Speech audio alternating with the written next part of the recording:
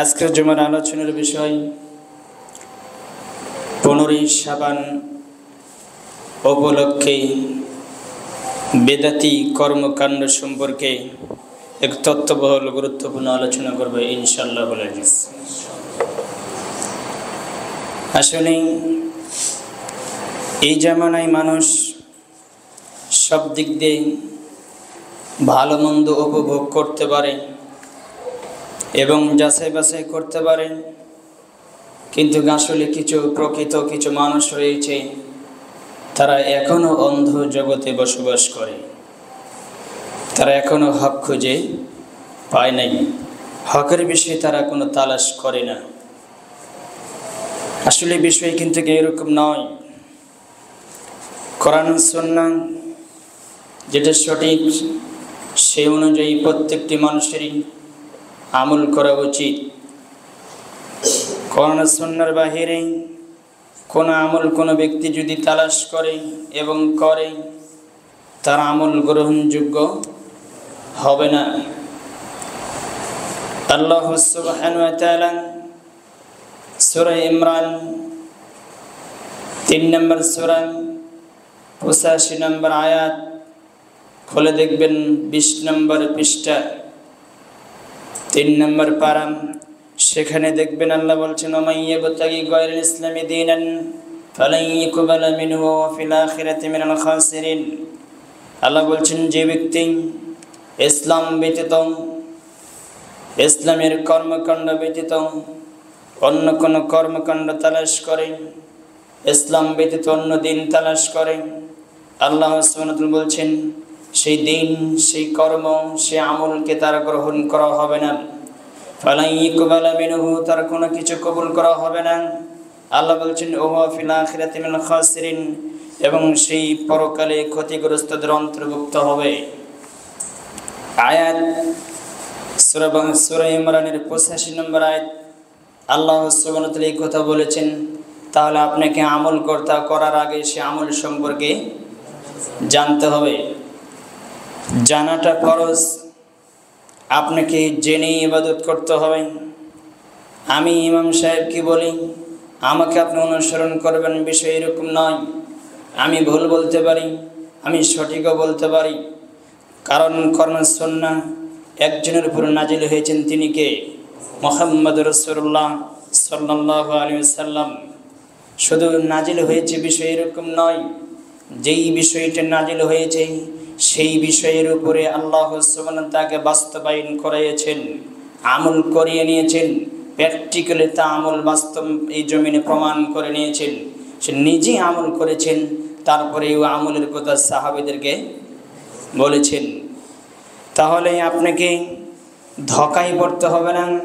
এই যেমন এই যারা ধোঁকায় পড়ে আছে দিন সম্পর্কে, আসলে তারা প্রকৃত দিনদার নয়, তারাই পরকালে ক্ষতিগ্রস্তদের অন্তর্ভুক্ত হবে। এই জন্য আল্লাহ বলেছেন, ওয়াইন তুতি আকসার মান ফিল আরদি ইউদিল্লুকা আন সাবিলিল্লাহ। হে মুহাম্মদ সাল্লাল্লাহু আলাইহি ওয়াসাল্লাম, আপনি যদি অধিকাংশ মানুষের দিকে তাকিয়ে দেখেন, অধিকাংশ মানুষের অনুসরণ করেন, এই আয়াতটি পাবেন সূরা আনআম 6 নম্বর সূরার 116 নম্বর আয়াত করে দেখবেন। আল্লাহ বলেছেন, ওয়াইন তুতি আকসার মান ফিল আরদি ইউদিল্লুকা আন সাবিলিল্লাহ। হে মুহাম্মদ সাল্লাল্লাহু আলাইহি ওয়াসাল্লাম, আপনি যদি অধিকাংশ মানুষের অনুসরণ করেন, আকসারা বেশি মানুষের দিকে তাকিয়ে দেখেন, তাহলে অধিকাংশ মানুষই গোমরার ভিতরে রয়েছে, অধিকাংশ মানুষই পথভ্রষ্টের উপরে রয়েছে। আর অধিকাংশ মানুষের অনুসরণ করলে আপনাকেও ওরা নিজেরও পথভ্রষ্ট হয়ে আছে, আপনাকেও পথভ্রষ্ট করে ছাড়বে। আল্লাহ বলছেন ইয়াত্তাবিউযন্না, আল্লাহ বলেছেন অধিকাংশ মানুষ অনুসরণ করে অনুমানের উপরে, ধারণার উপরে। দেখবেন আপনি অধিকাংশ মানুষের কাছে কোরআন সুন্নাহ নাই, সমষ্টিগত কিছু মানুষের কাছে কোরআন সুন্নাহ আছে, তবুও তারা পূর্ণাঙ্গভাবে কোরআন সুন্নাহর উপরে আমল করে না। কিছু মানুষ জানে কিন্তু আমল করে না সেই জানা অনুযায়ী। এই জন্য আপনাদেরকে আমি বলছি, আল্লাহ বলেছেন অধিকাংশ মানুষই গোমরা, এবং অধিকাংশ মানুষই পুরো কোরআন সূরা ফাতিহা থেকে শুরু করে সূরা নাস পর্যন্ত দেখবেন আল্লাহ বলছেন অধিকাংশ মানুষই জালেম, অধিকাংশ মানুষই ফাসিক, অধিকাংশ মানুষই মুশরিক, আল্লাহ বলছেন অধিকাংশ মানুষই কাফের, অধিকাংশ মানুষই মুনাফিক। এই কথাগুলো কে বলেছেন? আল্লাহ বলেছেন। তাহলে অধিক মানুষ কি করে সেটার দিকে আপনাকে তাকালে হবে না, আপনাকে বুঝতে হবে যে কোরআন সুন্নাহ অনুযায়ী কতটুকু কয়জন মানুষ করে, আর আমি কতটুকু কোরআন সুন্নাহ অনুযায়ী করি, সেই কোরআন সুন্নাহর উপরে আমি আছি কিনা এটা আপনাকে খেয়াল রাখতে হবে। সবার দিকে তাকিয়ে লাভ নেই। কিছু মানুষ জানে কিন্তু আমল করে না, ওর দিকে তাকানো যাবে না। কথা বুঝলেন? যে জানে আমল করে না সে কি? মুনাফিক।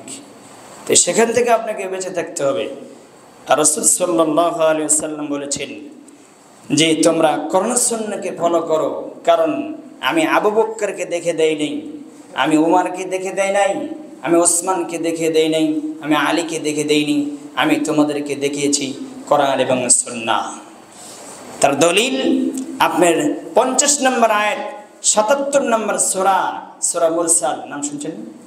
শেষের সূরা 29 নম্বর পারার শেষের সূরা, আপনি দেখবেন 29 নম্বর পারার শেষ সূরা, সূরা মুরসাল 77 নম্বর সূরা আয়াত নম্বর 50। আল্লাহ বলছেন ফাবি আইয়ি হাদিসিম বা'দাহু ইউমিনুন।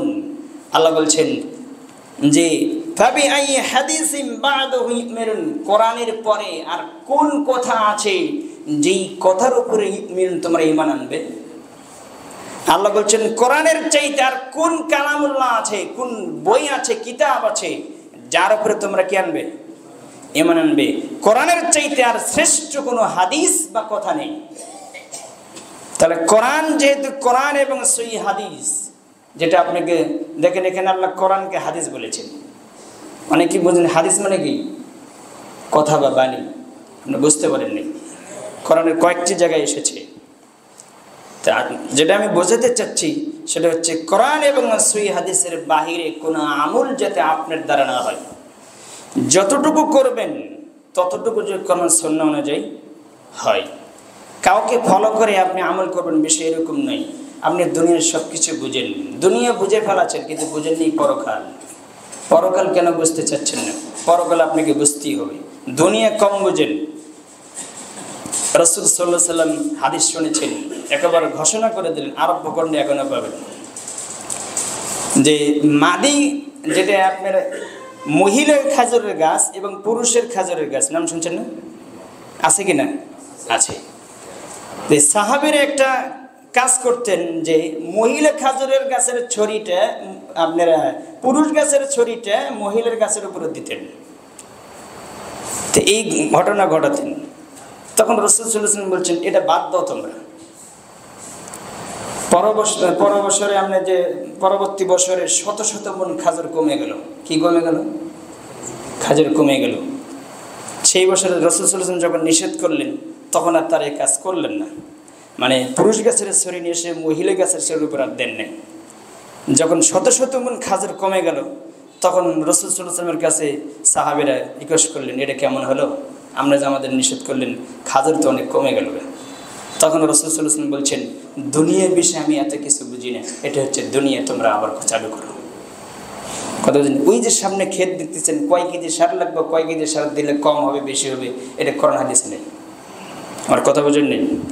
এটা আপনার অনুমানের, আপনার হিকমার উপরে, আপনার জ্ঞানের উপরে কাজ করবে আপনি। কিন্তু যখন আপনি আমল করবেন, যখন আপনি খেতে যখন সার বনতে যাবেন তখন কি বলে শুরু করবেন? কথা বলেন নাকি? তখন এবার যদি আপনি বললেন নাউজুবিল্লাহ হবে, লা ইলাহা ইল্লাল্লাহ হবে, সুবহানাল্লাহ, সার বনতে সময় সুবহানাল্লাহগুলো হবে, এবার কি বলে বলতে হবে? বিসমিল্লাহ। এটা কার শরীয়ত? মুহাম্মদুর রাসূলুল্লাহ সাল্লাল্লাহু আলাইহি ওয়াসাল্লাম। তা আপনাকে দিনের যেটা নেকির উদ্দেশ্যে, দিনের উদ্দেশ্যে, আমলের উদ্দেশ্যে যে কর্ম করবেন সেটা মুহাম্মদ সাল্লাল্লাহু আলাইহি ওয়াসাল্লাম করেছে কিনা এবং করতে বলেছে কিনা, সমর্থন দিয়েছেন কিনা, এটা আপনাকে ফলো করতে হবে। কোনো ব্যক্তি যদি আপনার আলখাল্লা করে এসে আপনাকে বলে যে এটা রাসূল সাল্লাল্লাহু আলাইহি ওয়াসাল্লাম বলছেন, কিন্তু তার কোনো দলিল নেই, তার কোনো ভিত্তি নাই, প্রমাণ নেই, তার কথা নিতে হবে না। আমার কথা বুঝেননি? তো বলছিলাম যে বেদাতি কর্মকাণ্ড আজকের রাত থেকে শুরু হবে। অনেকে এসেছেন যে ইমাম সাহেব মনে কিছু আমাদের পক্ষে বলবে। আমি কারো পক্ষে, কারো বিপক্ষে নয়। আমি কোরআন এবং সহিহ হাদিসের পক্ষে, আল্লাহ এবং আল্লাহ রাসূলের পক্ষে। তারা কি বলেছেন সেটা আপনাকে জানানোর চেষ্টা করবে ইনশাআল্লাহ। বেদাতীদের পরিচয়, আগে বেদাত সম্পর্কে আপনাকে না বললে আপনি বুঝতে পারবেন না। ইতিপূর্বে অনেক আলোচনা করা হয়েছে, আজকের আলোচনা একটু ব্যতিক্রম হবে। বেদাতীদের পরিচয় এবং পরিণতি, পরিণাম ভয়াবহ। পৃথিবীর জমিনে দুইটি পাপ রয়েছে। কয়টি পাপ?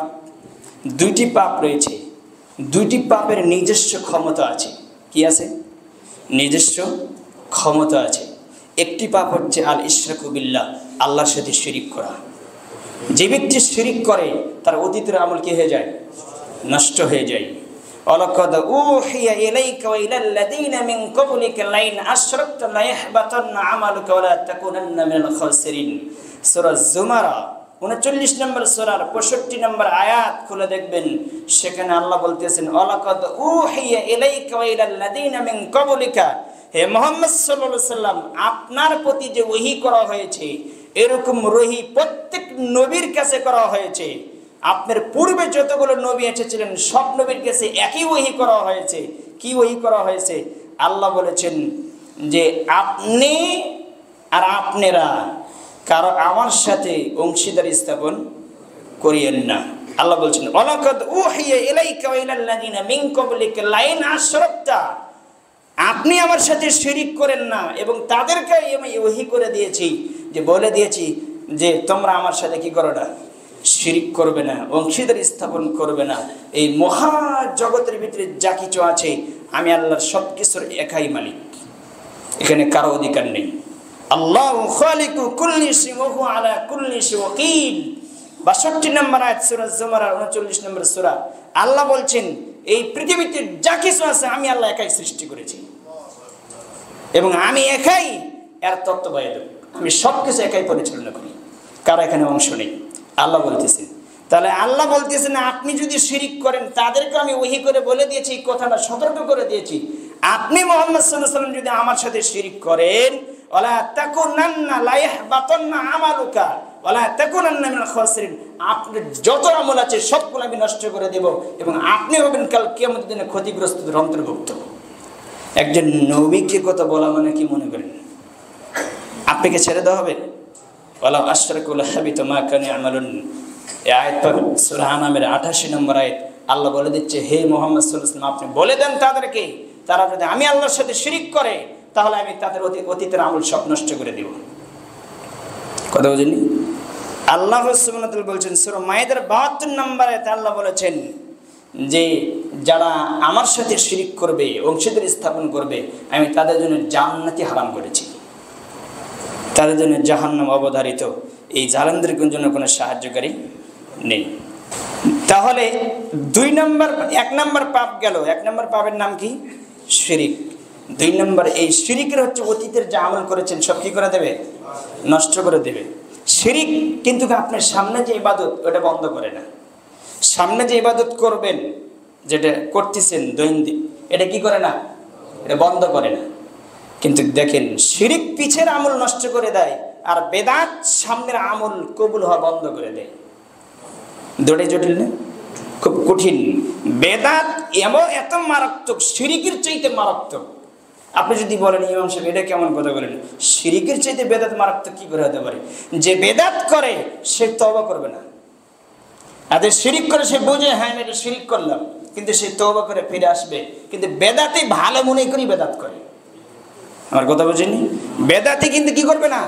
ও তওবা করবে না, কারণ ও তো বেদাত মনে করে করেনি। কি মনে করেছে? ভালো মনে করে করেছে। এই দেশের কিছু আলেম আছে, এরা ইসলাম চোর, রাসূল সাল্লাল্লাহু আলাইহি ওয়াসাল্লামের সুন্নাহ চোর, রাসূল সাল্লাল্লাহু আলাইহি ওয়াসাল্লামের দ্বীন চোর, যারা বলে বেদাতে হাসানা। বেদাত আবার হাসানা হয়। এদের থেকে আপনি দূরে থাকবেন। এরা আলেম নয়, এরা আলেম নামে কলঙ্ক জাতির কাছে, কিন্তু জাতি এখনো চিনতে পারেনি। তো বলছিলাম বেদাত সামনের আমলকে বন্ধ করে দেয়, আর বেদাতের আমল কোনো আমল আল্লাহ কবুল করে না যতক্ষণ পর্যন্ত বেদাতি কর্মকাণ্ড না ছাড়বে। ছেড়ে দিয়ে পার্সোনাল ভাবে, আলাদাভাবে খালেস হৃদয়ে তওবা করে ফিরে আসবে, তারপরে তওবা কবুল হবে। তাদের বেদাতের কোনো আমল কি হবে না? কবুল হবে না। এই জন্য আপনি বেদাত থেকে সাবধান থাকবেন। বেদাত কি?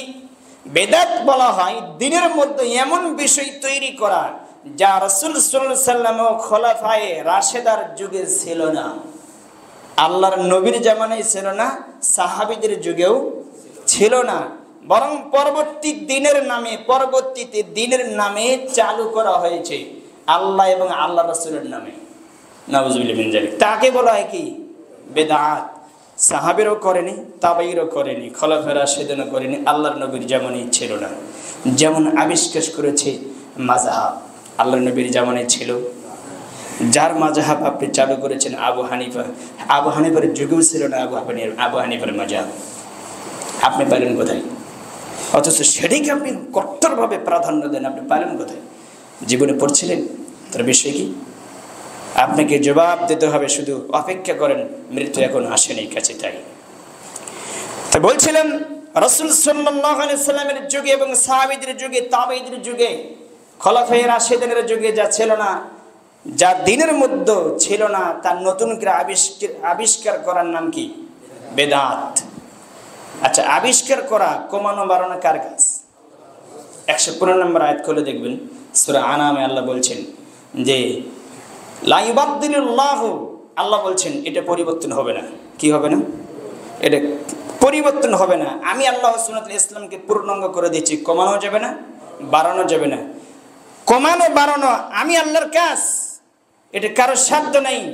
কিয়ামত পর্যন্ত যা আমি বিধান দিয়েছি, এই বিধান, এই কালেমা এইরকমই থাকবে, কেউ বিন্দু মাত্র চেঞ্জ পরিবর্তন করতে পারবে না। আল্লাহ বলেছেন সূরা আনামের 115 নম্বর আয়াত আপনি খুলে দেখবেন। তাহলে আপনি আমি পরিবর্তন করার কে? বাদিউস সামাওয়াতি ওয়াল আরদ, এই বাদিউস সামা, বিদআত শব্দ, এই বিদআতুন শব্দটি কোরআনে কয়েক জায়গায় এসেছে। যেটা নতুন আবিষ্কার করা। যেমন রাসূল সাল্লাল্লাহু আলাইহি সাল্লামকে আল্লাহ সুবহানাহু ওয়া তাআলা ডাকতে বলছেন, হে মুহাম্মদ সাল্লাল্লাহু আলাইহি সাল্লাম, এটা আজকে নতুন নয়, কিতাব নাজিল করা। আপনার কাছে যেমন কোরআন নাজিল করেছি, আমিও পূর্ববর্তী যারা নবী রাসূল ছিলেন তাদের কাছে আমি কিতাব নাজিল করেছি। এটা নতুন কিছু নয়। দেন বেদাত, এই বেদাত শব্দ দিয়ে আল্লাহ বলছে এটা নতুন কিছু নয়, এটা আমি আগে থেকে কি করেছি? কিতাব নাজিল করেছি তাদের কাছে, তাওরাত, জবর, ইনজিল, কোরআন। যে হোক, আল্লাহ সুবহানাহু ওয়া তাআলা বলছেন বাদিউস সামাওয়াতি ওয়াল আরদ। বাদিউস সামা তাকে বলা হয় যিনি নমুনাবিহীন, দেখাবিহীন, কর্মবিহীন, নমুনাবিহীন সৃষ্টিকারী মালিককে আল্লাহ সুবহানাহু ওয়া তাআলা। আপনি আমি শরীয়তের ভিতরে কোনো কিছু ঢোকাতে পারবো না। যদি করি, সূরা নাহাল চলে যান, সূরা নাহালের 106 নম্বর আয়াতে চলে যাবেন। 16 নম্বর সূরা 106 নম্বর আয়াতে করে দেখবেন, যারা বেদাত করে তারা ইসলামের ভিতরে নতুন কিছু ঢোকায়। তার মানে আপনার ভিতরে সন্দেহ আছে, ইসলাম পূর্ণাঙ্গ হয় নাই, আমার দ্বারা পূর্ণাঙ্গ হলো। নাউযুবিল্লাহ। আপনি পূর্ণাঙ্গ করলেন, বা ইসলাম বেশি হয়ে গেছে, আমি কিছু কমাই দিলাম, এরকম বিষয়। তা আল্লাহ সেখানে বলেছেন যারা দিনের মধ্যে নতুন কিছু সৃষ্টি করে এবং আবিষ্কার করে, দিনকে পরিবর্তন করে দেয়, আল্লাহ সেই সূরা নাহাল 106 নম্বর আয়াতে বলছে সে হচ্ছে হত্যার যোগ্য। কিসের যোগ্য? এখন হত্যা যে করবে কে? ওই যে একজনে বলেছেন সবাই তো চোর, চোরকে মারবে কে? হত্যা করবে কে? সে বিচার তো এখন নেই। কথা বুঝুন, আপনার বিচার কে করবে? সবাই তো দিনে আপনার দুনিয়ার লোভে পড়ে দিনকে বিক্রি করে খাচ্ছে। শতকরা যারা দিনের আলোচনা করছে যদি 100 জন হয়, 100 জনের ভিতরে আপনি 2 জন পাবেন না যে ইখলাসের সাথে দিনের কাজ করছে, খুলুসের সাথে, এক নিষ্ঠতার সাথে আল্লাহর সন্তুষ্টির জন্য। এরকম মানুষ পাওয়া খুব কঠিন এই জমিনে বর্তমানে। সবাই দুনিয়ার পিছে লেগে গেছে, দুনিয়ার কিছু স্বার্থ হাসিলের জন্য সে কোরআনের আয়াত এবং হাদিস পরিবর্তন করতে পারে না, করে যাচ্ছে। আল্লাহ তুমি সেখান থেকে আমাদেরকে তো মুক্তি দান করো। আল্লাহ বলছিলাম, মা আয়েশা থেকে বর্ণিত, তিনি বলেন قال رسول الله صلى الله عليه وسلم, রাসূল সাল্লাল্লাহু আলাইহি ওয়াসাল্লাম বলছেন, মান আহাদাসা ফি আমরিনা হাযা মা লাইসা মিনহু ফারাদ্দুন। বেদাতীদের আমলের কথা মা আয়েশা বলছেন। রাসূল সাল্লাল্লাহু আলাইহি ওয়াসাল্লাম বললেন, যে ব্যক্তি আমাদের ধর্মের ভিতরে, মানে দিনের ভিতরে, আল্লাহর নবী বলছেন, যে ব্যক্তি দিনের মধ্যে কোনো কিছু আবিষ্কার করলো, বেশি করলো বা কমালো, আল্লাহর নবী বলেছেন দলিলবিহীন, যার কোনো কি নাই, প্রমাণ নাই, দলিল নাই, আল্লাহর নবী বলছেন মা লাইসা মিনহু ফারাদ্দুন, তা প্রত্যাখ্যাত, তা বাতিল, তা বর্জন, সেটা গ্রহণ করা যাবে না। এটা মা আয়েশা বর্ণনা করছেন, হাদিসটি সহিহ মুসলিমে পাবেন 4384 নম্বর হাদিস। আরেকটি হাদিস নেন 4385 নম্বর হাদিস, ওটা মা আয়েশা বলছেন, মান আমিলা আমালান লাইসা আলাইহি আমরুনা ফাওয়ারদ্দুন। আল্লাহ নবী সাল্লাল্লাহু আলাইহি ওয়াসাল্লাম বলছেন, যে ব্যক্তি এমন কোনো আমল করবে, কর্ম করবে এবং কর্ম করলো যার নির্দেশনা আমি মুহাম্মদ সাল্লাল্লাহু আলাইহি ওয়াসাল্লাম দেই নাই। কে বলেছেন? আল্লাহ নবী বলছেন। আপনি যদি কোনো আমল করেন, সে আমলের প্রতি আল্লাহ রাসূল সাল্লাল্লাহু আলাইহি ওয়াসাল্লাম নির্দেশ নাই, আদেশ নাই, অনুমোদন নাই, স্বীকৃতি নাই, কথা বোঝেনি? রাসূল সাল্লাল্লাহু আলাইহি ওয়াসাল্লাম বলছেন, সেই ব্যক্তি যদি এই আমল করে তাহলে সে আমল তার বাতিল, প্রত্যাখ্যাত, গ্রহণযোগ্য নয়। আমরুনা ফাওয়ারদ্দুন, সেটা কি? বাতিল। যত আমলই করেন না কেন, সূরা গাশিয়া খুলে দেখবেন 88 নম্বর সূরা, তার আগে দেখবেন সূরা আলা 87 নম্বর সূরা, সাব্বিহিসমা রাব্বিকাল আলা। এই সূরার পরে দেখবেন সূরা গাশিয়া 88 নম্বর সূরার 3-4 নম্বর আয়াত খুলে দেখবেন, আপনি কে বলেছেন? আল্লাহ বলেছেন, আমিলাতুন নাসিবা তাসলা নারান হামিয়া। আমলকারী আমল করতে করতে ক্লান্ত হয়ে গেছে। কি হয়ে গেছে? আমল করতে করতে আজকে ক্লান্ত হবে, আজকে রাতে 100 রাকাত সালাত করবে, দেখেন ও জীবনে যা করেনি আজকে করবে। 100 রাকাত সালাত পড়া মানে কি ক্লান্ত হবে না? ক্লান্ত হবে। আজীবন পাপ ত্রুটি করেছে, কুকর্ম করেছে, আকাম করেছে, আজকে আপনারা গোসল করে সব ফ্রেশ হয়ে যাবে। কথা ভালো করে বুঝেন, যে সব ধরনের অন্যায় করেছে, দুর্নীতি, আত্মসাৎ, সুদ করে, জুয়া করে, হারাম করে, সবকিছু তার ভিতরে রয়েছে। ও রাসূল সাল্লাল্লাহু আলাইহি ওয়াসাল্লাম সুন্নাহর কোনো মূল্যায়ন বোঝে না, তবে আজকে বুঝবে। কথা বুঝেনি?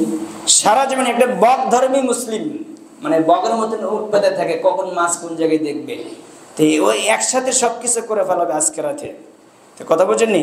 তো রাসূল সাল্লাল্লাহু আলাইহি ওয়াসাল্লামকে আল্লাহ সুবহানাহু ওয়া তাআলা আয়াত দিয়ে ঘোষণা করে দিলেন যে আমলকারী আমল করতে করতে কি হয়েছে? ক্লান্ত হয়ে গেছে। আল্লাহ বলতেছেন আমলকারী আমল করতে ক্লান্ত হয়ে গেছে, এত আমল করেছে, এই আমলকারী ক্লান্ত ব্যক্তিকে তাসলা নারান হামি, আমি জ্বলন্ত উত্তপ্ত আগুনে নিক্ষিপ্ত করব। তারা কারা বলেন এবার? তারা কারা? আমলকারী ব্যক্তিকে কোথায় দিবে? জাহান্নামে দিবে। তারা কারা? তারা হচ্ছে তারাই যারা কোরআন সুন্নাহর বাহিরে দ্বীনের নাম দিয়ে চালু করে আমল করেছে। তারা শিরিক করলে আল্লাহকে অপমান করা হয়, বেদাত করলে মুহাম্মদ সাল্লাল্লাহু আলাইহি ওয়াসাল্লামকে অপমান করা হয়। আপনি কি ভাবেন, চিন্তা করেন? দুজনে অপমানিত হয়। শিরিক করলে আল্লাহর ইজ্জত নষ্ট করে দেওয়া হয়, আল্লাহর মান সম্মান আপনি নষ্ট করে দিলেন। যার সাথে অংশীদার স্থাপন, তিনি তো পবিত্র, তাই না? এর সারাদিন পড়তেছেন সুবহান রাব্বিল আলা, পড়েন না? তিনি কি পবিত্র, তাকে অপবিত্র করলেন কেন? শিরিক করে। তা আল্লাহকে অপমান করা, শিরিক করলে আল্লাহকে হেতুচ্ছ করা হয়, ছোট করা হয়, অপমান করা হয়। আর বেদাত করলে রাসূল সাল্লাল্লাহু আলাইহি ওয়াসাল্লামকে অপমান করা হয়। আপনি ভাবতে পারেন নাই। এই জন্য রাসূল সাল্লাল্লাহু আলাইহি ওয়াসাল্লাম বলছেন, কোনো ব্যক্তি যদি কোনো আমল করে, সে আমল যদি কোনো সুন্নাহ অনুযায়ী না হয়, তাহলে সে আমল প্রত্যাখ্যাত, বাতিল, সে আমল তার গ্রহণযোগ্য হবে না, বরঞ্চ এই আমলই সে কাল কিয়ামতের দিনে জাহান্নামে নিক্ষিপ্ত হবে। কোরআনের আয়াত। তারা কারা? ওয়াকাদিমনা ইলা মা আমিলু মিন আমালিন ফাজআলনাহু হাবা'আন মানসুরা। সূরা ফুরকান খুলবেন 25 নম্বর সূরা 23 নম্বর আয়াত খুলে দেখবেন, সেখানে আল্লাহ বলেছেন ওয়াকাদিমনা ইলা মা আমিলু মিন আমালিন, আমি কাল কিয়ামতের দিনে কিছু মানুষের আমল দেখার জন্য অগ্রসর হব। কদিম না, আমি দেখতে যাব, অগ্রসর হব। আল্লাহ নিজে আপনার আমল দেখতে যাবে। বিচারের মাঠে দেখবেন পাহাড় পরিমাণ উঁচু হয়ে আছে। এই আয়াতের ব্যাখ্যা বিশ্লেষণ তাফসীরে আপনি দেখবেন ভয়ঙ্কর। আল্লাহ বলছেন তার আমল আমি দেখব, পাহাড় পরিমাণ শুধু তার আমল আর আমল দেখা যাবে। সেই আমলগুলো আল্লাহ সুবহানাহু বলছেন হাবাম মানসুরা, সবগুলো ধুলাই ধসিয়ে আমি নিক্ষিপ্ত করে আপনি সবগুলো আমি নষ্ট করে দিব। আল্লাহ বলেছেন সে আমলকারী কারা? সে আমলকারী কারা? তা আল্লাহ এবার বলেছেন সূরা ফুরকান। তার আরেকটি দলিল হিসেবে আপনি কোরআন আয়াত সূরা কাহাফ 18 নম্বর সূরার আপনার 103 নম্বর আয়াত খুলে দেখবেন, কুল হাল নুনাব্বিকুম বিল আকসারিনা আমালা। আল্লাহ সুবহানাহু ওয়া তাআলা বলছেন, হে মুহাম্মদ সাল্লাল্লাহু আলাইহি ওয়াসাল্লাম আপনি বলে দেন তাদের বিষয় তারা কারা। এবার আল্লাহর নবী বলছেন, আমি কি তোমাদেরকে সুসংবাদ দিব না এমন ব্যক্তির বিষয়ে? আমি কি এমন কিছু বলবো না তোমাদেরকে এমন ব্যক্তিদের বিষয়ে তারা কারাম? আল্লাহ বলে দিচ্ছেন আপনি বলে দেন। আমলের ক্ষেত্রে কারা সবচেয়ে বেশি ক্ষতিগ্রস্তদের অন্তর্ভুক্ত হবে, আমল করার পরেও ক্ষতিগ্রস্ত হবে? আল্লাহ সুবহানাহু ওয়া তাআলা বলছেন তারা কারা? আল্লাযীনা দাল্লা সাইয়ুহুম ফিল হায়াতিদ দুনিয়া, তারা হলো সেই সব লোক দুনিয়ার জীবনে যাদের চেষ্টা প্রচেষ্টা সাধনা ব্যর্থ হয়ে গিয়েছে। তারা আমল ঠিকই করেছে, রাত জেগে ঠিকই করেছে, সিয়াম ঠিকই থেকেছে, তাসবিহ ঠিকই করেছে, কিন্তু তাদের আমল দুনিয়াতেই চেষ্টা প্রচেষ্টা সবগুলো ব্যর্থ হয়েছে, সবগুলো নষ্ট হয়ে গিয়েছে। আর তারা নিজেরা মনে করেছে যে তারা সঠিক কাজই করছে। কে বলছে? আল্লাহ বলছে এগুলো। তারা ভেবে নিচ্ছে ওয়াহুম ইয়াহসাবুনা আন্নাহুম ইয়াহসিনুনা সুনা, তারা মনে করে যে আমরা ভালো কাজই করছি। দেখেন আল্লাহ নিজেও স্বীকৃতি দিলেন যে যে বেদাত করে সে ভালো মনে করেই করে। তো বেদাতি কখনো কি মনে করবে আমার এটা ভালো না খারাপ? আল্লাহ বলতেছে ও ভালো মনে করেই করে, কিন্তু সে কাল কিয়ামতের দিনে তার চেষ্টা সবগুলো ব্যর্থ নষ্ট হয়ে যাবে। যেটা সূরা ফুরকানের 23 নম্বর আয়াত, আর যেটা আমি এখন বললাম সূরা কাহফের 103 নম্বর আয়াত, 4 নম্বর আয়াত আপনি খুলে দেখবেন। আল্লাহ বলছেন ওদের আমল দুনিয়াতে নষ্ট হয়ে গেছে। ওরা কারা? ওরা হচ্ছে কোরআন সুন্নাহর বাইরে যারা আমল করে তারা হচ্ছে ওরা। আমি সব দলিল পেশ করলে আসল জায়গায় যেতে পারবো না, কারণ রাসূল সাল্লাল্লাহু আলাইহি ওয়াসাল্লাম বলছেন যে ওয়ালা না'নাল্লাহু মিন আওয়া মান আওয়া মুহাদ্দিসান। রাসূল সাল্লাল্লাহু আলাইহি ওয়াসাল্লাম বলছেন যারা নতুন কিছু আবিষ্কার করে দিনের ভিতরে তারা হচ্ছে আল্লাহর পক্ষ থেকে লানত প্রাপ্ত মানুষ। আল্লাহ তাদের উপর কি করেছেন? লানত করেছেন। বেদাতীদের প্রতি আল্লাহ এত লানত করেছেন, রাসূল সাল্লাল্লাহু আলাইহি ওয়াসাল্লাম এত লানত করেছেন যা আপনাকে আমি সময় সাপেক্ষে বোঝাবো ইনশাআল্লাহ। এখান থেকে আপনাকে বেঁচে থাকতে হবে।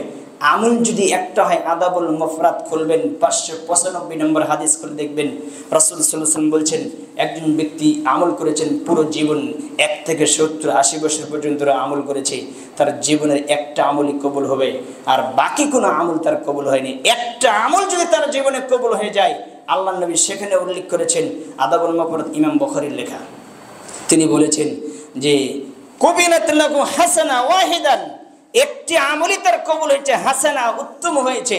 রাসূল সাল্লাল্লাহু আলাইহি ওয়াসাল্লাম বলছেন দাখালাল জান্নাহ, সে একটা আমলই জান্নাতে প্রবেশ করবে।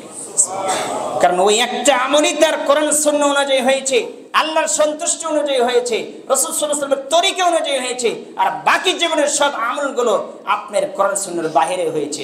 একটা আমল যদি আপনার জীবনে কবুল হয়ে যায় তাহলে আপনি একটা আমলই জান্নাতে প্রবেশ করবেন। এজন্য খ্যাতি সম্পূর্ণ আপনি বক্তার নাম শুনছেন, যারা আপনি বলেন খ্যাতি সম্পূর্ণ মুফাসসির, ইসলামী চিন্তাবিদ, আরও কত কি বলেন, যে আসলে এগুলো বলে একটাও ঠিক না, এগুলো সব আমরা বানাচ্ছি। দেলাওয়ার হোসেন সাইদি মারা গেছে, আল্লাহ তাকে জান্নাতবাসী করুক, দোয়া করি আল্লাহ। তিনি জেলখানায় যতদিন ছিলেন এবং জেলখানার আগে যে বক্তৃতা দিয়েছেন, যখন তাকে ধরা হলো, তিনি যখন জেলখানা বন্ধ হয়ে গেলেন, তখন থেকে শুরু করে তিনি শেষ পর্যন্ত মরার আগ পর্যন্ত আল্লাহর কাছে দোয়া করেছেন যে একজন বিদ্বান এসে বলছে যে আমি তার মুখ থেকে শুধু একটি বাক্য শুনেছি, যে হাদিস আমার আগে জানা ছিল না, পরে আমি জানতে পারলাম, যেটা আদাবুল মুফরাদ, যেটা আমি এখন বললাম। তিনি সবসময় বলতেন আল্লাহ আমার জীবনের 2 রাকাত সালাত হলো তুমি কবুল করো। কয় রাকাত? 2 রাকাত সালাত হলো আমার জীবনে যতগুলো সালাতের 2 রাকাত হলো তুমি আমার কবুল করো। কারণ তার ওই হাদিস জানা ছিল 2 রাকাত সালাত যদি আমার কবুল হয়ে যায় জান্নাতে যাওয়ার জন্য এই 2 রাকাত সালাতই যথেষ্ট। তা আপনি কি কখনো ভাবেন, চিন্তা করেন আমল করার পরে ওই আমল লেগে আগে ভাবতে হবে এটা রাসূল সাল্লাল্লাহু আলাইহি ওয়াসাল্লামের সুন্নাহ অনুযায়ী কিনা, আর এটা আল্লাহর সন্তুষ্টির জন্য হচ্ছে কিনা। কথা বুঝেননি? আপনি দেখবেন শতকরার ভিতরে 99% মানুষই দেখবেন আমল করে এটা নিয়ে ভাবে না, চিন্তা করে না যে আমি কার জন্য করছি, কার সন্তুষ্টির জন্য করতেছি এবং কার তরিকা অনুযায়ী করতেছি। এটা পেলাম কোথায়, আমি কোথায় থেকে আসলো, জঙ্গলে থেকে নিলাম না কোনো ব্যক্তির কাছ থেকে নিলাম, এটা কার দেওয়া, এটা আল্লাহর পক্ষ থেকে এসেছে না আমি নিজেই বানালাম না কারো থেকে আমি বানিয়ে নিলাম, কোনটা? এই চিন্তা কেউ করে? খেয়াল করে দেখবেন। অথচ আপনাকে চিন্তা করতে হবে। দেখেন তো সহিহ বুখারীর হাদিস, এটা আল্লাহর নবীর জামানার ফিতনার কথা বলছি আমি। সহিহ বুখারী হাদিস করবেন 5063 নম্বর হাদিস। কয় হাজার? 5063 নম্বর হাদিস সহিহুল বুখারী আপনি খুলবেন, সেখানে দেখবেন 3 জন ব্যক্তির কাফেলা আল্লাহর নবীর বাড়িতে আসলেন, এসে আল্লাহর নবীকে পালেন না, তার স্ত্রীদের কাছে জিজ্ঞেস করলেন যে রাসূল সাল্লাল্লাহু আলাইহি ওয়াসাল্লামের আমল কেমন ছিল। ফালাম্মা উখবিরু কাআন্নাহুম তাকুলু হা ফাকালু ওয়া আইনা, আমাদের একটু বলে দেন নাহনু মিনান নবী সাল্লাল্লাহু আলাইহি ওয়াসাল্লাম, আল্লাহর নবীর আমল কেমন ছিল আমাদেরকে একটু বলেন। তখন তিনি বললেন আল্লাহ রাসূল সাল্লাল্লাহু আলাইহি ওয়াসাল্লামের আমল এই বিস্তারিত বললেন। তখন বলছেন যে মিনান নবী সাল্লাল্লাহু আলাইহি ওয়াসাল্লাম কাদ গুফিরা লাহু মা তাকাদ্দামা মিন যামবিহি ওয়া মা তাআখারা, আল্লাহর নবীর কোথায় আর আমরা কোথায়, আল্লাহর নবী কোথায় আর আমরা কোথায়। আল্লাহর নবীর আগের পাপ, পরের পাপ, ছোট পাপ, বড় পাপ সব ক্ষমা করে দেওয়া হয়েছে, আমাদের তার ক্ষমা করে দেওয়া হয়নি। অতএব আল্লাহ রাসূল সাল্লাল্লাহু আলাইহি ওয়াসাল্লামের আমল অল্প করলেই চলে, আমাদের অল্প করলে হবে না। ঘাওরা এখন নতুন না আগে থেকে ছিল? কথা বল নাকি? এই গোরামি লোক আগে ছিল না এখনো আছে? আগে থেকে ছিল। তখন একজন বলে ফেললেন, কি বললেন যে কালা আহাদুহুম আম্মা আনা ফাইন্নী উসাল্লিল লাইলা আবাদান, আমি সারা রাত সালাত পড়ব, আমি এক মিনিটের জন্য, এক সেকেন্ডের জন্য আমি সারা রাত ঘুমাবো না। সে কি বলল? আমি সারা রাত কি করব? সালাত আদায় করব, আমি ঘুমাবো না, কখনো আমি ঘুমাবো না, আমি সারা রাত সালাত পড়ব। কারণ আল্লাহর নবীর অল্প ইবাদত করলে চলে, আমার অল্প করলে হবে না। আর কথা বুঝিনি? আল্লাহর নবীর চাইতে বুজুর্গ এটা বেশি। দ্বিতীয়জন ব্যক্তি বললেন কালা আখারু, অপর ব্যক্তি বললেন আনা আসুমুদ দাহারা, তিনি বললেন আমি সারা বছর সিয়াম থাকবো, একদিনও সিয়াম ছাড়বো না। কি ভালো কাজ না খারাপ কাজ? তৃতীয়জন ব্যক্তি বলল যে ফালা আতাজাওয়াজু আবাদান, আমি কখনো বিবাহ করব না, কারণ বিবাহ করলে সাংসারিক ঝামেলা, ছেলে মেয়ে হবে, ইবাদত করা যাবে না, আমি বিয়ে করব না। উদ্দেশ্য ভালো না খারাপ? তিনজনের উদ্দেশ্য কিন্তু ভালো। সারা রাত সালাত পড়বে, ঘুমাবো না, সালাতিতে পড়বে, সারা রাত সালাত পড়বে, সারা বছর সেম থাকবে, সেম ছাড়বে না। আবার দেখবেন বিয়েই করবে না, ও বিয়ে করলে সাংসারিক ঝামেলা আসবে, ছেলে মেয়ে ডিস্টার্ব করবে, ইবাদত করা যাবে না। তাহলে উদ্দেশ্য ভালো না? অবশ্যই উদ্দেশ্য ভালো। একদা তিনজন ব্যক্তি চলে গেল, রাসূল সাল্লাল্লাহু আলাইহি ওয়াসাল্লামের কাছে এই বিবরণ পেশ করলেন তার স্ত্রীগণ যে তিনজন ব্যক্তি এসেছিল, এই বিবরণ।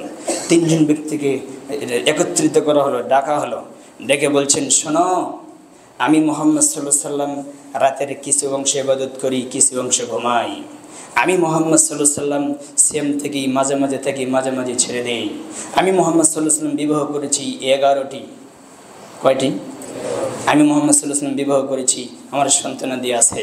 কিন্তু আমি মুহাম্মদ সাল্লাল্লাহু আলাইহি ওয়াসাল্লাম যেটা করেছি এটা আল্লাহর পক্ষ থেকে দেওয়া বিধান। কত ভালো করে বুঝেন, এটাই হচ্ছে আল্লাহর দেওয়া বিধান। আর আমি মুহাম্মদ সাল্লাল্লাহু আলাইহি ওয়াসাল্লামের চাইতে বেশি এই জমিনে আদম থেকে শুরু করে যত নবী রাসূল এসেছে সবাই আল্লাহকে ভয় করে, কথা ঠিক আছে। কিন্তু তিনি বলছেন আদম থেকে শুরু করে কিয়ামত পর্যন্ত যতগুলো মানুষ আসবে, চলে গেছে, আমার চাইতে বেশি আল্লাহকে ভয় কেউ করে না। আর আমি মুহাম্মদ সাল্লাল্লাহু আলাইহি ওয়াসাল্লাম মাঝে মাঝে সেম থাকি, মাঝে মাঝে সেম ছেড়ে দিয়েছি। আমি বিবাহ করেছি এবং রাতের কিছু অংশ থেকে কিছু অংশ আমি ঘুমাই। আল্লাহ কোরআন আয়াত নাযিল করেনি, ইয়া আইয়ুহাল মুযাম্মিলু কুমিল লাইলা ইল্লা কালিলা নিসফা আবিন কুসমিনহু কালিলা। আল্লাহ বলেছেন না, রাতের অর্ধেক আপনি ঘুমান, অর্ধেক অংশ ইবাদত করেন। হে বস্ত্র পরিধানকারী, হে কম্বল পরিধানকারী, আল্লাহ বলছেন কিনা? বলেছে। তাই আল্লাহ রাসূল সাল্লাল্লাহু আলাইহি ওয়াসাল্লামকে আল্লাহ বলেছেন কিছু অংশ ঘুমান, কিছু অংশ কি করেন? ইবাদত করেন। কার? আল্লাহর। আল্লাহ তো বলেনি সারা রাত সালাত পড়তে হবে, তুমি পানা কোথায়?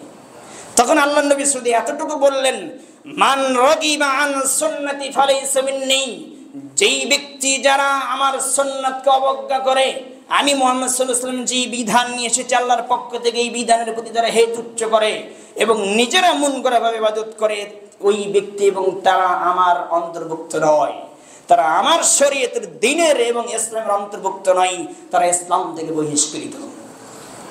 কথা কি বুঝলেন? আল্লাহ নবী বলছেন তারা আমার উম্মতের কিনা অন্তর্ভুক্ত নয়, তারা তো ভালো কাজ করার জন্য উদ্দেশ্য নিয়েছিলেন, উদ্যোগ নিয়েছিলেন। আপনার অবস্থা কি? আপনি তো ভালো কাজই করবেন আজকে, তাই করবেন না? তো ভালো কাজে কোনো আপনি দেখবেন না, সেটা কার দেওয়া? সেটা কি বাপদাদা থেকে এসেছে না কোথা থেকে এসেছে? আচ্ছা, কোরআন হাদিসের দলিল আছে না নেই? আপনাদের কি বিশেষ হয়? কোরআন সুন্নাহ কি অস্পষ্ট না স্পষ্ট? তো স্পষ্ট থাকা অবস্থায় আপনি কেন অস্পষ্টের মধ্যে হাবুডুবু খাচ্ছেন? কোরআন হাদিস আলোকিত না অন্ধকার? আলোকিত। তা আপনি অন্ধকারের ভিতরে এখনো হাবুডুবু খান কেন? বাপ দাদা আপনাকে জান্নাতে নিয়ে যাবে, এখনো কোরআনের কত আয়াত আছে, কোরআন হাদিস, কোরআন সুন্নাহ আপনাকে জান্নাতে নিয়ে যেতে পারবে। পৃথিবীর জমিনে কেউ আপনাকে জান্নাতে নিয়ে যেতে পারবে না, এরকম কোনো গ্যারান্টি নেই। কথা বুঝেননি? কোরআন সুন্নাহ আপনাকে কিনে কোথায় নিয়ে যাবে? জান্নাতে নিয়ে যাবে। এই জন্য রাসূল সাল্লাল্লাহু আলাইহি ওয়াসাল্লাম বলছেন, তারাকতু ফি আমরিন লান তাযিল্লু মা তামাসসাকা ফি সুন্নতি। আছে কিনা? কিতাবুল্লাহ সুন্নতি। রাসূল সাল্লাল্লাহু আলাইহি ওয়াসাল্লাম বলেছেন তোমরা দুটো জিনিস আঁকড়ে ধরো, একটা কি? আল কোরআন, 2 নম্বর রাসূল সাল্লাল্লাহু আলাইহি ওয়াসাল্লামের সুন্নাহ।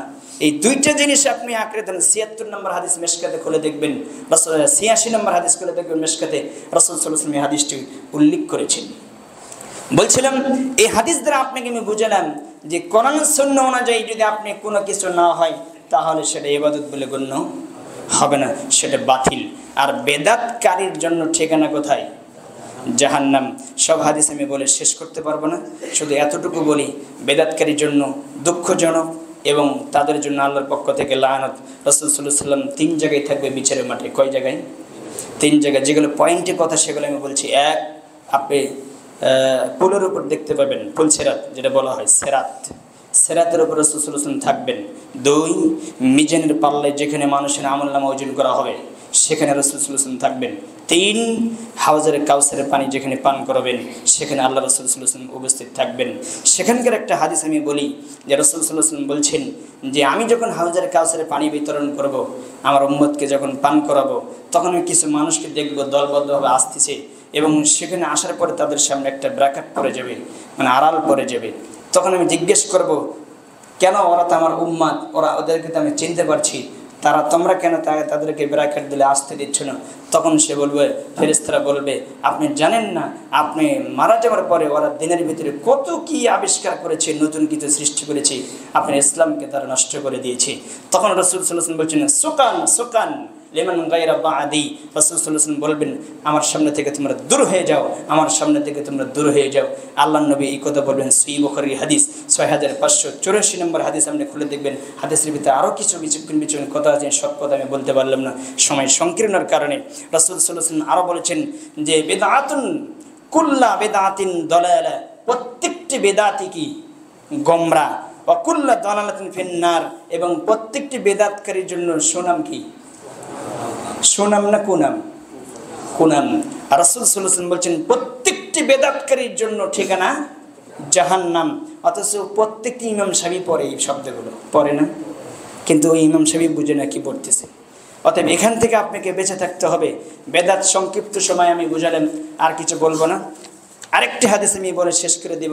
রাসূল সাল্লাল্লাহু আলাইহি ওয়াসাল্লাম বলছেন যে বেদাতকারীর ফরজ ইবাদত এবং নফল ইবাদত, ফরজ ইবাদত নফল ইবাদত কোনো কিছু কবুল হয় না। ফরজ ইবাদতও কবুল হয় না, নফল ইবাদতও কবুল হয় না। এখান থেকে আপনি বেঁচে থাকবেন, যতটুকু করবেন কোরআন সুন্নাহর ভিত্তি অনুযায়ী করার চেষ্টা করবেন। আল্লাহ তোমাদেরকে পূর্ণাঙ্গ কোরআন এবং হাদিসের কাছে আত্মসমর্পণ করুন, তুমি তৌফিক দান করো, আল্লাহুম্মা আমিন। এবার শবে বরাতের উপলক্ষে কিছু আমি কথা বলবো। আমি আলোচনা শেষের দিকে এসেছি, বেশি লম্বা করবেন। শবে বরাতের পরিচয়। শবে বরাত শব্দটি যৌগিক শব্দ, কথাগুলো ভালো করে বুঝবেন। 2টি শব্দের সমন্বয়ে গঠিত কি? শবে বরাত। 2টি শব্দ আছে, একটি শব, অন্যটি বরাত। শব শব্দটি ফার্সি ভাষা থেকে গৃহীত, যার অর্থ রাত বা রজনী অর্থ করেছেন।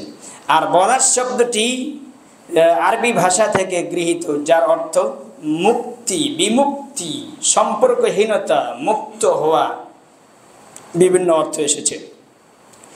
বাংলা একাডেমি ব্যবহারিক বাংলা অভিধানে শবে বরাতের অর্থ করা হয়েছে যে পাপ মুক্ত রজনী। কি মুক্ত? এই জন্য তো আজকে ইবাদত করবে, পাপ মুক্ত রজনী মানে রাত, রজনীর রাত। যে পাপ মুক্তি রজনী রাত, পাপ মুক্ত রজনী রাত, পাপ মুক্ত করে দেবে, সৌভাগ্য রজনী, এই শব্দগুলো তারা অর্থ করেছে। এই দিন অর্থাৎ এই দিন পিতৃকুলের মুক্তি কামনা মুসলমানেরা রুটি মানে নিজেকে মুক্ত করার জন্য, পাপ থেকে বাঁচানোর জন্য, ভাগ্য ভালো হওয়ার জন্য, ভাগ্য পরিবর্তন করার জন্য মুসলমানেরা রুটি হালুয়া বিতরণ করেন, করে কিনা? আর যারা করে তারা কি হিন্দু না মুসলমান? মুসলমানেরা।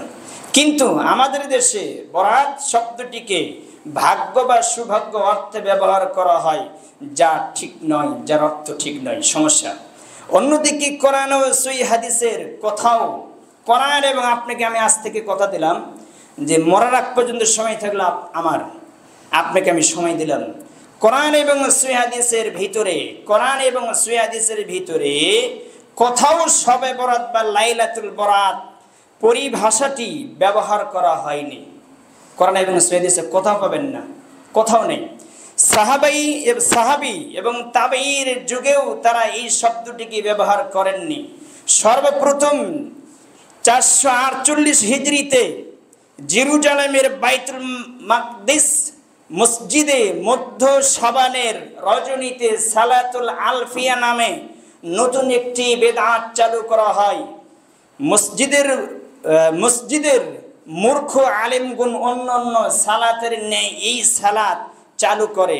এর মাধ্যমে তারা জনসাধারণকে একত্রিত করার এবং মহাব্বতী করা, মানে আকর্ষণ করার জন্য, ভালোবাসা তৈরি করার জন্য যে এই পাইতারি ফন্দি বের করে তারা, পেট পুজুরি, পেট ভর্তি করার জন্য এই ফন্দি চালু করেছিল তারা। এই সালাতের প্রতি তৎকালীন সাধারণ জনগণের ব্যাপক আগ্রহ ছিল, এর জন্য ব্যাপক আলোকসজ্জাও করা হতো। আগে, এখন বর্তমান নাই, আগে আপনি দেখতে পারতেন, এই আমার বয়সে আমি দেখেছি মসজিদের চতুর্দিকে মোমবাতি জ্বেলে রেখেছে। হালুয়া তো মসজিদ দিয়ে মেখে ফেলেছে, মানে পুরো হালুয়া দিয়ে মসজিদ কী করে ফেলেছে, মেখে ফেলেছে। এত হালুয়া খেয়েছে মানুষ। খাওয়ার দিক দিয়ে আজকে নতুন না, আগে থেকে খাওয়ার দিকে আমার ইস্পাত, খাওয়ার দিক দিয়ে আছে। তারপরে আলোকসজ্জা এবং এই সালাতের সাথে অনেক পাপাচার ও সীমালঙ্ঘন প্রকাশ পেতে থাকে। এমনকি এই সময় নেককার পরেজগার ব্যক্তিগণ আল্লাহর গজবের ভয়ে জঙ্গলে পালিয়ে গিয়েছিলেন। সেই কালের কথা বললাম, 448 হিজরিতে যখন মসজিদে মোমবাতি, হালুয়া, বিভিন্ন রকমের পাপাচারের কাজে লিপ্ত হতো যারা পরেজগার দিনদার মানুষ, এই কর্মকাণ্ডের ভয়ে যে আল্লাহর শাস্তিতে কখন নেমে আসবে তারা জঙ্গলে লুকিয়েছিলেন, পালিয়ে গিয়েছিলেন। কিসের কারণে বলেন তো? এই কাজের কারণে। কারণ যেই সমাজে কোরআন সুন্নাহর বাহিরে কোনো কর্মকাণ্ড হলে ওই সমাজকে আল্লাহ রহমত প্রাপ্ত না গজব প্রাপ্ত, সে তারা তো পরেজগার মানুষ তো বুঝে। তা আপনার রহমত কী করে পেতে পারেন? আপনার রহমত খুঁজতেছেন, বেদাত চালু করে দিয়ে আল্লাহ থেকে রহমত ছুটে নেবেন, অসম্ভব। পরিচালিত শবে বরাতের ধর্মীয় ভিত্তি, শাবান মাসকে কেন্দ্র করে সমাজে অনেক বানোয়াট ও মন করা আমল চালু রয়েছে যা শরীয়তের নামে মানুষ লালন পালন করছে। শাবান মাসের অন্যতম একটি ভিত্তিহীন আমল শবে বরাত পালন। এই শাবান মাসের আগমন ঘটলে বকধর্মী কিছু লোক রয়েছে আগ্রহ উদ্দীপনার অস্ত্র থেকে তাদের একবারে অস্থির হয়ে যায় এ রাত জাগার জন্য। আছে কিনা?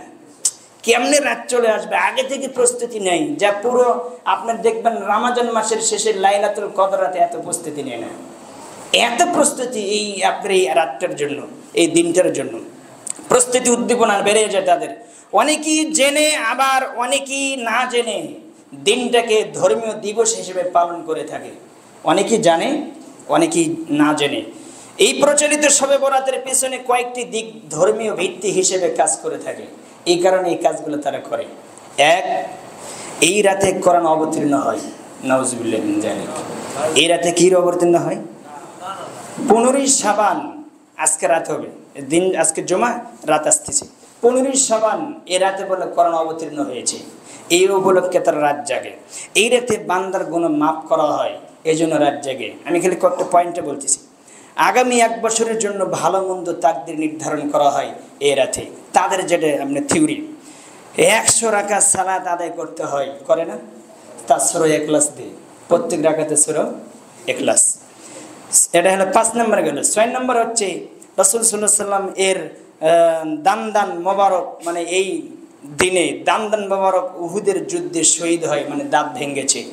অপরোক্ত বিষয়গুলোকে কেন্দ্র করে মুসলিম সমাজে বেদাত চালু আছে। এই বেদাতগুলো চালু আছে, সবগুলো তো আমি বিস্তারিত দিতে পারবো না, যদিও সময় শর্ট।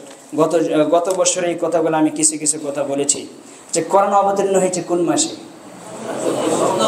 রমজান মাসে, তাই না? কোরআন অবতীর্ণ হয়েছে রমজান মাসে। আরেকটি দুর্বল হাদিস আছে পৃথিবীর জমিনে, তাওরাত, ইনজিল, জবুর, নাম শুনছেন না?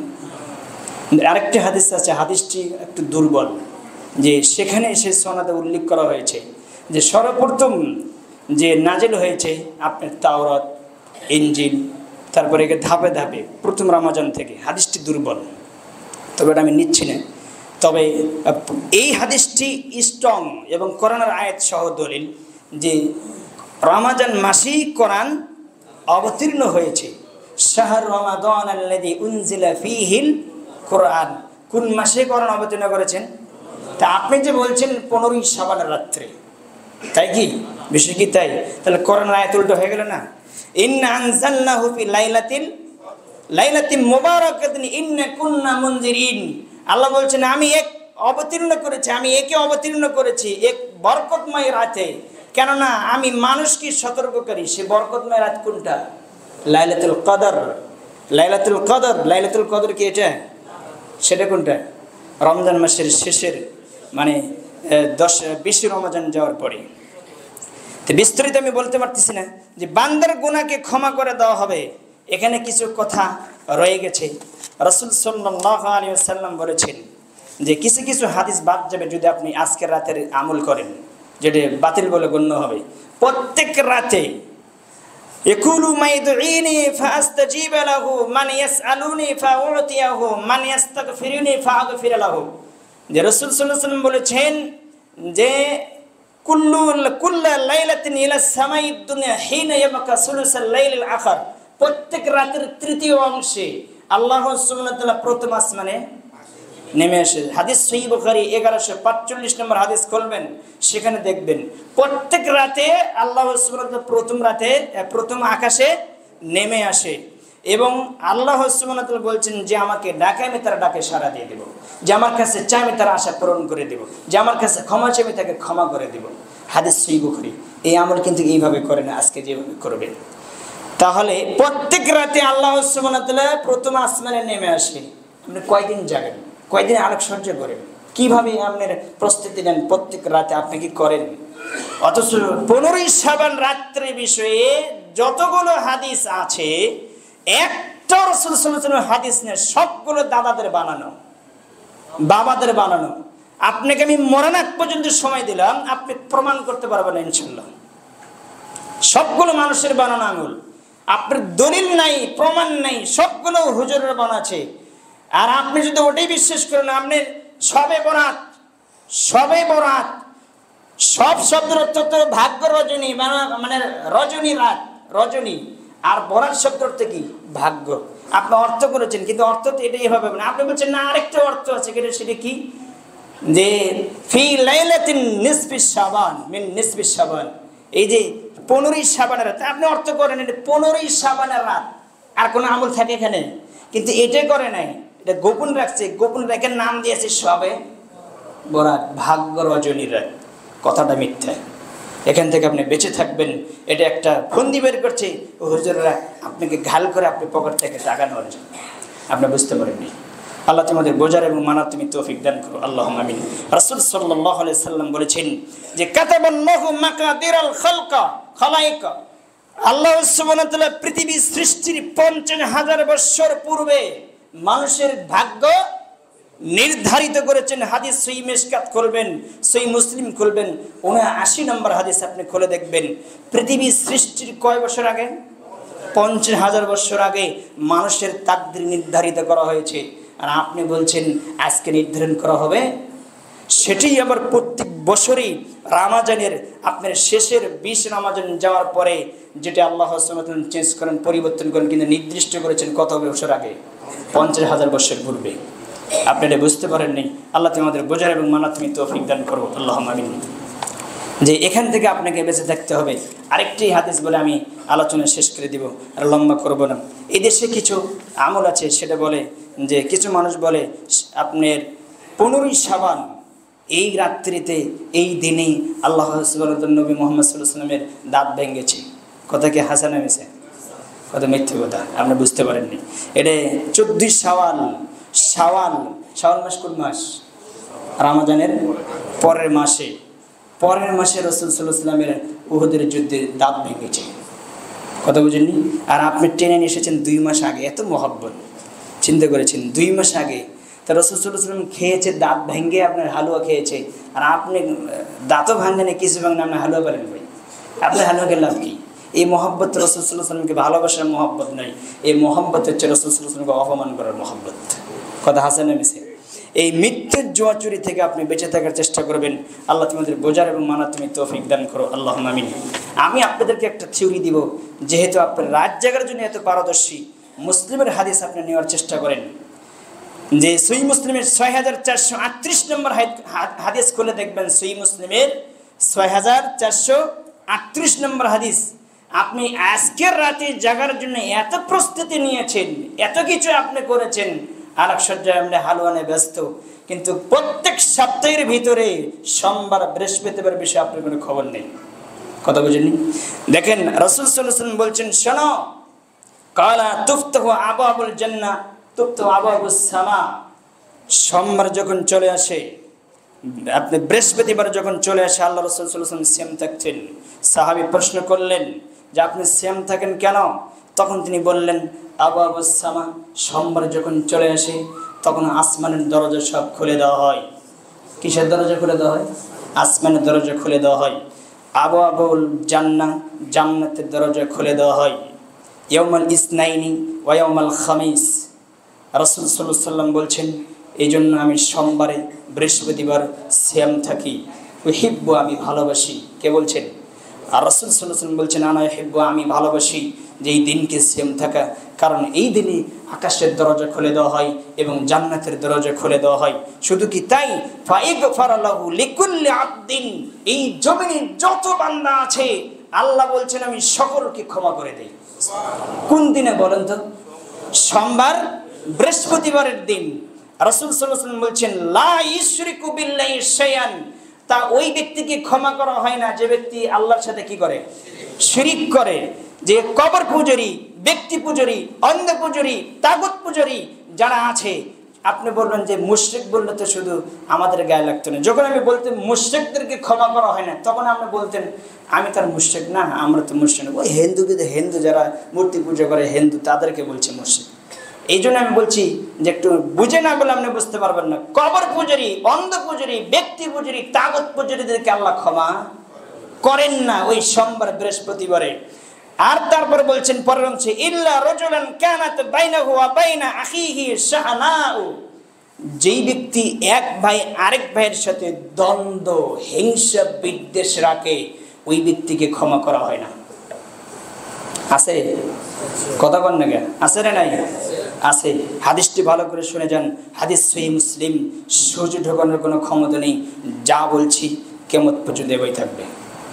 অথচ যার কোনো হাদিস নাই, প্রমাণ নাই, দলিল নেই, বাপদাদা দলিল আজকে রাতে ইবাদতের জন্য, বাপদাদা দলিল, কোরআন হাদিস দলিল নয়, সেটির জন্য আমরা এত পেরেশানি, এত অফিস আদালত কর কারখানা সব বন্ধ করে দিয়েছে। দিয়ে কালকে আপনার আজকে রাতে খাবে, কালকে আপনার যাপন করবে, সেম থাকবে, নেকি হবে। কে বলেছে তোমাকে জাহান্নামে যেতে হবে? শুধু অপেক্ষা করো তুমি। রাসূল সাল্লাল্লাহু আলাইহি ওয়াসাল্লামকে অপমান করে তুমি জান্নাত খোঁজো, তুমি কি করে বুঝো? আবার কিছু হুজুরের চালাকি, মাইকে বলে দেয়, আজকে রাতে বলে দেয় যে 2 দিন সেম থাকবে, তাহলে ওই দিন পরে যাবে তোমার। আপনি চালাকি বুঝেন নেই। আমি আজকে ফজরের সালাতে আলোচনা করেছি, রাসূল সাল্লাল্লাহু আলাইহি ওয়াসাল্লাম বলেছেন যে তোমরা 3টি জিনিস ছাড়ো না। 1, ইশরাক সালাত, কয় রাকাত? 2 রাকাত। 2, বেতের সালাত ছেড়ো না। বেতের সালাত প্রথম রাতেই পড়েই তুমি ঘুমাবে, শেষ রাতের জন্য তো রাখো না, যদি জানা না পাও। এই জন্য রাসূল সাল্লাল্লাহু আলাইহি ওয়াসাল্লাম বলছেন তুমি প্রথম রাতেই পড়ে নেবে। 3, আয়ামে বীজ, অফির রাতে আরেক হাদিস এসেছে ফজরের 2 রাকাত সুন্নাত। কয় রাকাত? 2 রাকাত সুন্নাত। আয়ামে বীজ 13, 14, 15, 13, 14, 15 সেম তোমরা থাকবে। কারণ যে ব্যক্তি 13, 14, 15 3টি সেম থাকবে, 1 বছর যাবত সেম থাকলে যত নেকি হবে তত নেকি হবে। এখানে কথা আছে, বাকি 11 মাস খবর নাই, রমজান মাস বাকি 10 মাস খবর নাই, আপনার উদ্দেশ্য তো ভালো না, উদ্দেশ্যই ভালো না। বাকি 8 মাস 10 মাস খবর নাই, এখন আপনি আমাকে বুঝাচ্ছেন ইমাম সাহেব, আমি 13, 14, 15 সিয়াম থাকা তো সুন্নাহ ভালো, তা আমি থাকতে চাচ্ছি, আপনি কি করেন? যে ডাইরেক্ট যদি করেন যে 15 সাবান থাকবো, তখন আমি ডাইরেক্ট না কেটে দেবো। তখন আপনি পেঁয়াজ দিয়ে প্রশ্ন করতেছেন 3টে সিয়াম তো প্রতি মাসে থাকা সুন্নাহ, রাসূল সাল্লাল্লাহু আলাইহি ওয়াসাল্লাম বলছেন, আপনি কি বলেন? বাকি কিন্তু 10 মাস থাকেনি, মানে এই 15 সাবান হাসিল করার জন্য 2 দিন আগ থেকে প্রস্তুতি নিচ্ছে। আমার কথা বুঝেননি? আপনার অন্তর মালিক কে? আল্লাহ সুবহানাহু ওয়া তাআলা। আমারই ফাঁকি দিয়ে, প্রশ্ন দিয়ে, পেঁয়াজ দিয়ে ফাঁকি দিয়ে কোনো লাভ নেই। আপনি কি করছেন আপনি ভাবেন, আপনি ভেবে দেখেন আপনি কি করতেছেন। আপনার আমল আপনার কতদূর পর্যন্ত আপনাকে নিয়ে যাবে আপনি বুঝতে পারবেন। গাড়ি তুললেই বোঝা যায়, গাড়ির কেতর কুতুর যে শুরু হয় বোঝা যায় গাড়ি আপনাকে কতদূর নিয়ে যাবে। কথা বুঝেননি? তারা আপনার আমল আপনাকে কতদূর নিয়ে যাবে আপনি নিজে বুঝতে পারবেন। আমল আপনার সাথে কথা কবে, আমল কথা কয়, কিন্তু আপনার আমল এখনো কথা কয় না। কারণ কথা কলে আপনার আমল আপনাকে পাগল করে ফেলাবে, রাতের ঘুমকে হারাম করে দেবে। আপনাকে বলতে হবে না সালাতু খায়রুম মিনান নাওম, আগে উঠে বসে আছেন। আপনি সেই দিন এখনো বুঝতে পারেন নাই। সাহাবীরা বুঝেছিল দিনের প্রতি মহব্বত, ভালোবাসা, আকাঙ্ক্ষা। পৃথিবীতে যা কিছু আছে সব কিছুর চাইতে যখন আল্লাহকে ভালোবাসতে পারবেন, তখন আল্লাহর ইবাদত করতে সারা পৃথিবীতে যা কিছু সব কিছু আপনি উপেক্ষা করে আল্লাহর জন্য পড়ে যাবেন। কথা হাসান মেসে, আপনার আল্লাহর প্রতি ভালোবাসা নেই। 100%-এর ভিতরে ভালোবাসা, 1% ভালোবাসা আছে, 99% দুনিয়ার ভালোবাসা, ছেলে মেয়ের ভালোবাসা, অর্থ সম্পত্তির ভালোবাসা, আর বাজে কিছু জিনিসের ভালোবাসা নিয়ে আপনি দুনিয়াতে বসবাস করেন। 1% ভালোবাসা আল্লাহ দেন, আর বাকি 99% ভালোবাসা শুধু জঙ্গল এবং বন এবং পশু প্রাণী এবং মানুষের জন্য, বস্তুর জন্য আপনি ব্যবহার করছেন। কথা হাসান এনেছে, আপনার এই ভালোবাসা আপনাকে কথা নিয়ে যেতে পারে। আল্লাহ তোমাদের বোঝার এবং মানা তুমি তৌফিক দান করো। আপনার উচিত ছিল যে প্রত্যেক সোমবার রাত্রে, প্রত্যেক বৃহস্পতিবার রাত্রে আমি রাত জাগবো, কারণ আল্লাহ বলেছেন, আল্লাহ রসুল বলেছেন আমি ক্ষমা করে দেবো সকল মানুষকে। তবে ওই ব্যক্তিকে ক্ষমা করি না যে ব্যক্তি শিরিক করে, যে ব্যক্তি হিংসা বিদ্বেষ রাখে, এই ব্যক্তিকে ক্ষমা করা হয় না। তারপরে আল্লাহ রসুল সাল্লাল্লাহু আলাইহি ওয়াসাল্লাম বলেছেন যে সেই 2 ব্যক্তিকে ইল্লা লি মুশরিকিন আও মুশাহিন, যে হিংসুক একে ক্ষমা করা হয় না, এবং যে শিরিক করে তাকে ক্ষমা করা হয় না, বাকি সবাইকে ক্ষমা করে দেওয়া হয়। এবার আল্লাহ নবী বলেছেন যে হাজাইনি হাত্তা ইয়াসুল তলিহা, তাকে সুযোগ দেওয়া হোক, সে যদি সংশোধন করে নেয় তাহলে তাকে আল্লাহ ক্ষমা করে দেবেন। আপনি আজ থেকে নিয়ত করেন আমি কোনো হিংসা বিদ্বেষ রাখবো না, আমি শিরিক করব না। আপনি নির্দ্বিধায় আল্লাহর দয়া থেকে, আল্লাহর রহমত থেকে আপনি ক্ষমা পেয়ে যাবেন ইনশাআল্লাহ। আপনি প্রস্তুতি নেন। রাসূল সাল্লাল্লাহু আলাইহি ওয়াসাল্লাম যে আপনারা বসে আছেন, একদা আলোচনা করছি, এক ব্যক্তি মসজিদে ঢুকছেন, মসজিদে নববীর ভিতরে। আল্লাহ রাসূল সাল্লাল্লাহু আলাইহি ওয়াসাল্লাম ঢোকার আগে বলছেন, শোনো, এই দরজা দিয়ে এখন একজন ব্যক্তি প্রবেশ করবে, সে জান্নাতি। 3 দিন এই কথা বললেন। 3 দিন যখন অতিক্রম হয়ে গেলেন, 3 দিনের যে 3 দিন যখন পার হলেন, তখন আমর বিন আস ওই সাহাবের পিছে লাগলেন। তারা বাসায় গেলেন, বাসায় যে 3 দিন অবস্থান করলেন, তারা আমল দেখলেন। আমর বিন আস বলছেন যে আমি তোমার বাড়িতে গালিগালাজ, ঝগড়া ফাসাদ শোনার জন্য আমি আসি নাই, এটা পরীক্ষা করার জন্য আসি নাই, কোনো ফিতনা দেখার জন্য আমি আসি নাই। আমি এসেছি, আল্লাহ রাসূল বলেছেন তুমি একজন সাধারণ মানুষ, পায়ের জুতোটা তোমার হাতের মধ্যে তুমি পায়ে দাও নাই, তোমার দাড়ি তুমি উজু করেছে, পানি টপ টপ করে পড়ছে, এবং তোমার চুলগুলো এলোমেলো ধুলোবালিতে লেগে আছে, আর আল্লাহর নবী বলছেন তুমি জান্নাতি। তিনি যা বলেছেন তা তাই হবে, কারণ তিনি আল্লাহর আদেশে বলেছেন। তোমার কে না জানে আমল আছে, আমি আমর বিন আস রাতে তাহাজ্জুদ পড়ি, একদিন পরপর সিয়াম থাকি, কিন্তু আল্লাহর নবী আমাকে বললেন না, তোমাকে বললেন তুমি জান্নাতি। নিশ্চয়ই তোমার কোনো আমল আছে, সে আমল দেখার জন্য আমি 3 রাত অতিক্রম করলাম, তোমার সাথে যাপন করলাম, কিন্তু আমি বুঝতে পারলাম না তোমার কোনো আমল। ফজরের সালাত হলো, তুমি মসজিদে চলে গেলে, জামাতে অংশগ্রহণ করলে, এটাই তোমার আমল দেখি, আর কোনো আমি আমল দেখি না। তুমি রাতে তাহাজ্জুদ পড়ো না, তুমি দিনে সিয়ামও থাকো না, কারণ কি? তিনি এই কথা বলে আমর বিন আস চলে যাচ্ছেন, তখন ডাক বলছেন এদিকে আসেন, আমার একটা আমল আছে, হতে পারে সেটার কারণে আল্লাহ আমাকে জান্নাতি বলে ঘোষণা করেছেন। সেটা কি? আমি যখন রাতে ঘুমাই, সারাদিন যতগুলো মানুষ আমার সাথে মূর্খমি করে, খারাপ আচরণ করে, দুর্ব্যবহার করে, আমি যখন রাতে ঘুমাতে যাই, তখন ঘুমানোর আগে আমি বলি, আল্লাহ আমার কারোর সাথে বিন্দুমাত্র হিংসা বিদ্বেষ নেই, যারা আমার সাথে খারাপ ব্যবহার করেছে আমি সবাইকে ক্ষমা করে দিলাম, তুমিও মাফ করে দাও। পারবেন? রক্তের ভাই 2 টাকালে আজীবন মরার আগ পর্যন্ত হিংসা করে মারা গেলেন। কথা হাসা নেমেছে। কিসের মুসলিম আপনি? এই হিংসা আপনার রগে রগে ঢুকে আছে। যদি রক্ত পরীক্ষা করা হয়, প্রত্যেকটি রক্তের ফোঁটা ফোঁটায় কোণে কোণে পাওয়া যাবে হিংসা। কথা ঠিক করে নেমেছে। তো এই হিংসা রাত জেগে আপনি তাহাজ্জুদ পড়ে জান্নাতে যেতে চান? অসম্ভব। লা ইয়াদখুলুল জান্নাতা মিসকালা যাররা, যার সরিষার, যার অন্তরের ভিতরে সরিষা কুলুব, অন্তরে সরিষা পরিমাণে হিংসা রয়েছে, হাসাদিন, সে কোথায় যাবে না? সে জান্নাতে যাবে না। তা আপনার ভিতরে হিংসা বোঝাই করে কিসের? আপনার মুসলিম, আপনাকে কে বলেছে? অথচ মুসলিম তো সেই যে সার্বিক জীবনে নিজের জন্য যা পছন্দ করে, আরেকজনের যা পছন্দ করে, সার্বিক জীবনে উপকার ছাড়া কারো ক্ষতি করে না, সেও মুসলিম। ক্ষমার দৃষ্টিতে দেখে, ধৈর্যের দৃষ্টিতে দেখে, সুনজরে দেখে, ভালো নজরে দেখে, খারাপ নজরে দেখে না, সে মুসলিম। আপনি দিন রাত শুধু মানুষের বদনাম, মানুষের সমালোচনা, মানুষের গীবত, মানুষের হিংসা, ক্ষতি নিয়ে ব্যস্ত আছেন। কিভাবে কার ক্ষতি করা যায়? আপনি জান্নাত খুঁজেন, জান্নাত আপনার জন্য নাই, আপনার জন্য জাহান্নাম অবধারিত করা আছে। আল্লাহ তুমি আমাদের বোঝার এবং মানার তুমি তৌফিক দান করো। আল্লাহ কোরআন এবং সুন্নাহ অনুযায়ী আমাদেরকে তুমি আমল করো, তুমি তৌফিক দান করো। তাহলে এবার প্রশ্ন আপনার থেকে যাই, তাহলে রাত কি জাগবেন? হ্যাঁ, সারা বছর যেভাবে জাগেন আজকে রাতে ওইভাবেই জাগবেন। সারা বছর যেভাবে সাধারণভাবে ইবাদত করেন আজকে রাতে ওই জন্য। কিন্তু মনে করবেন না 15 শাবান থেকে স্পেশাল আমল করতে হবে, এরকম কোনো সুন্নাহ কথাও নেই। প্রত্যেক রাতে আল্লাহ নেমে আসেন প্রথম আসমানে, আল্লাহর কাছে চান, আল্লাহ আপনাকে ক্ষমা করে দেবে। আর সোমবার বৃহস্পতিবারের জীবন কাজে লাগানোর চেষ্টা করেন, ইনশাল্লাহ আপনার জীবন পরিষ্কার হবে, আপনি ক্ষমা পেয়ে যাবেন, জান্নাতে মানুষ বলে গণ্য হবেন। আল্লাহ তোমাদের মানার এবং বোঝার তুমি তৌফিক দান করো। আল্লাহুম্মা আমিন।